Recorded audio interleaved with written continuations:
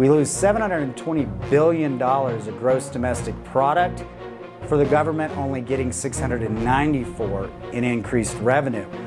His gross domestic product drops by 0.7%. Specifically, the middle class gets hit by about 1.4%.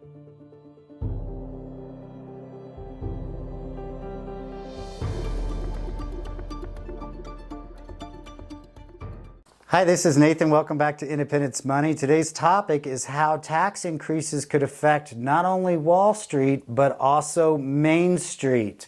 So I'm going to break down how it affects the economy and then how it affects the individual. So the first chart I'm going to give you here is stock market and earnings, and you can see they're almost hand in glove.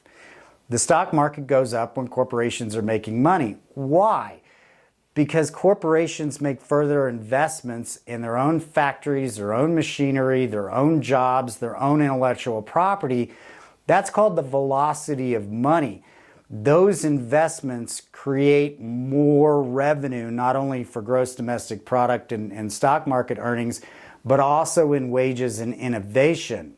Lowering that profit margin through increasing tax revenue has a detrimental effect on all the aforementioned items.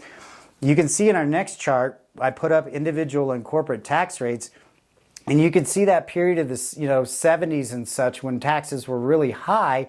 We were going through a lot of economic uncertainty. We had a high cost of living, we had runaway inflation, and then in the 80s, Reagan cut the individual tax rates down quite a bit, and it really has created a long-lasting economic boom.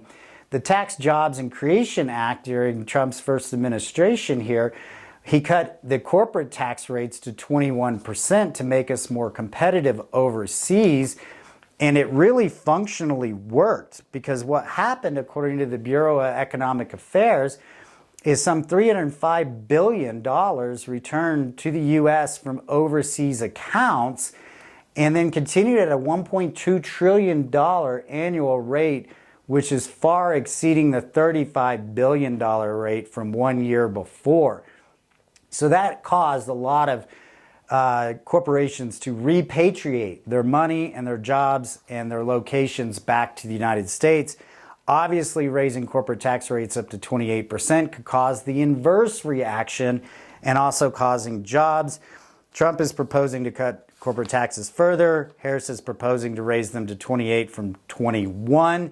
Before the Tax Job and Creation Act, they were at 39.6. But let's look at the real math of this idea that corporations need to pay their fair share. It doesn't work. Because what's happening here on the long-range economic effects is gross domestic product drops by 0.7%. And that's the equivalent of 138,000 jobs lost per year. Now that's on the economic, in your pocketbook, Main Street kind of deal. Lower wages, lower job opportunities. Specifically, the middle class gets hit by about 1.4%. And that implies that this raising more money actually results in $2.10 of lost dollars from dynamic revenue for every dollar the government actually earns in raised taxes. So to put that number in a long-term perspective, if we go through the next 10 years with corporate tax rates being raised, we lose $720 billion of gross domestic product for the government only getting $694 in increased revenue. After year 10, it gets worse. We lose another $137 billion of output for only $65 billion in revenue.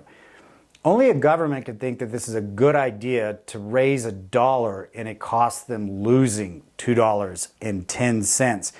Back to the Wall Street, many of us depend on our 401ks for retirement. Goldman Sachs is forecasting that it would cut corporate earnings and the S&P by over 5%.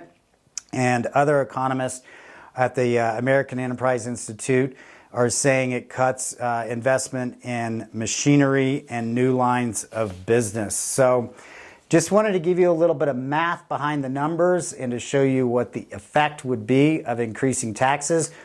Keep in mind, I talked a lot about corporations and the economy here, but the personal tax rates will go up as well if the Tax Jobs and Creation Act is going to expire without congressional and presidential approval in 2026, and that'll affect your personal taxes. So be wise with your numbers, and y'all take care.